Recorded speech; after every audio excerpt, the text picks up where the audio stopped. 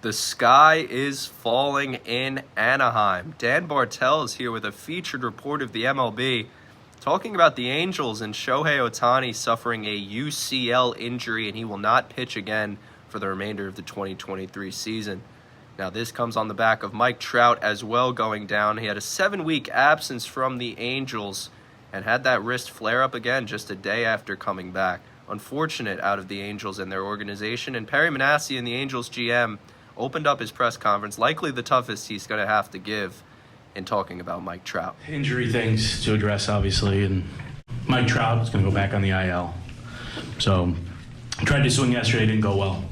So we're going to put him back on the IL, give him some rest, see where that goes. And while Mike Trout hitting the IL would normally be really big news and likely the biggest storyline out of the Angels, other than Ohtani tearing up the regular season, unfortunately, Ohtani made name himself, and not in a good way, and not for what he was doing in the regular season. The Angels ended up losing both of those games in that Wednesday doubleheader to the Reds, but that wasn't the only thing that they lost. After 1 1/3 innings of scoreless pitching from Ohtani to start the game in the first, he ended up getting pulled with arm fatigue, what we later know now as a torn UCL. Angels GM Perry Manassian had this to say regarding Ohtani and his future after the game. obviously Shohei left the game today. We did imaging in between games. He does have a tear, and he won't pitch the rest of the year. We're going to get a second opinion, go from there, but it's basically day to day. Obviously, he hit. So he's played with this in 18. As far as plans and details, I don't have those yet. That's where we're at. That's a UCL tear? Yes. Yeah. As Perry Manassian said, this is an injury that Ohtani has had before in the past, specifically in 2018 when his UCL flared up, and he ended up having to get Tommy John as a result.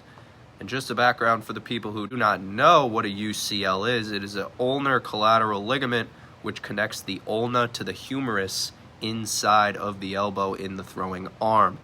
So obviously this is an injury which can flare up at a moment's notice, and it can certainly be devastating towards a pitcher's career. And I think it is important in talking about his career, we should talk about the context in which he is making a career. Shohei Ohtani is a two-way player who is a hitter and a pitcher at a near MVP elite caliber level every single year, it seems like. He's been doing this for 4 years now. It's certainly going to be imaginable, or not out of the realm of possibility, that fatigue is going to play a factor eventually. And that is certainly the case. We've seen it over the course of even this year. Ohtani has had cramping issues, he's had blister issues, he's had fingernail issues, all on his throwing hand. These are signs that certainly raise a lot of red flags. And another red flag that was raised was in yesterday's doubleheader. The Angels ended up pulling Ohtani out of the game because his fastball velocity, the discrepancy between what it would normally advertise to be, was 3.7 miles an hour less. And if that wasn't enough, his sweeper was almost 4.7 less of discrepancy between what it normally should be. With his velocity down, there was certainly raising some questions within the Angels' dugout. They ended up taking him out of the game, and thank God they did, because they ended up catching something that might have saved them a lot of money down the line. With Ohtani being compromised as a pitcher for the remainder of 2023, it is important to highlight what he has done as a hitter. The 29-year-old coming into yesterday had a slash line of a .304 average, a .406 on-base percentage, and a .659 slugging with an OPS plus of 182. He hit his 44th home run yesterday and drove in his 91st RBI, as well as having thrown 130 innings with an ERA plus of 142. He is the first player in MLB history to rack up 10 wins and 40 home runs in a single season. He has an estimated WAR provided by Baseball Reference of 9.4, the highest in the MLB. Ohtani is one of the greatest players, and you could basically ink him in as it stands right now into Cooperstown.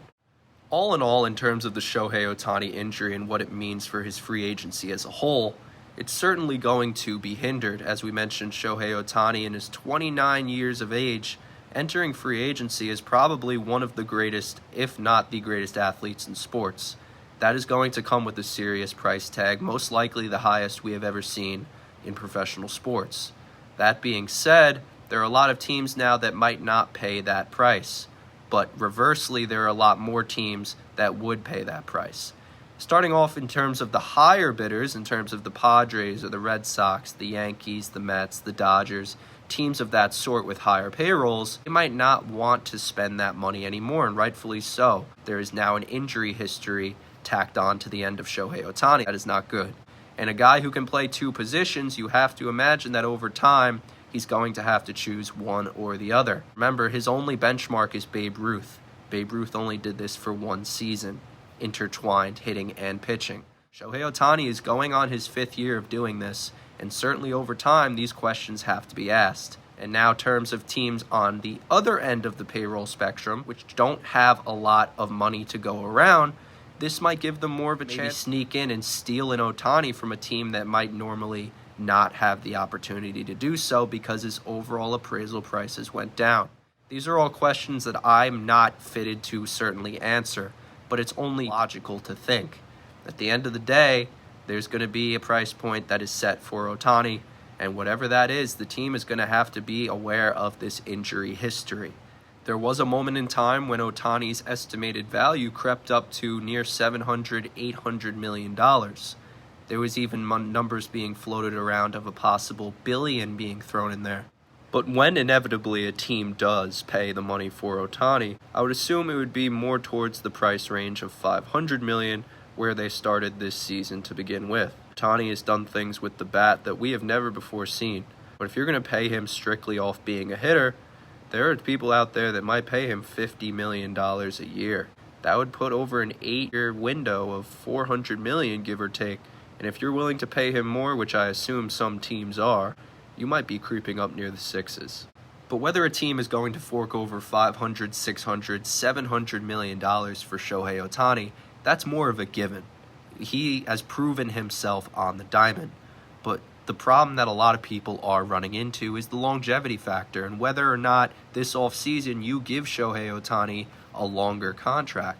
Yes, he is the greatest player that we have seen in a very long time, but with that being said, we've also seen a lot of really good players get a lot of money for a lot of years, and those ends of those contracts are not pretty. That being said, a lot of people are taking that into account, where they might just sign Shohei Ohtani to a 2-3 year window and see if he wants to re-sign again. There are a lot of different things, a lot of different ways that the Angels can approach this with Ohtani, but other teams on the outside looking in.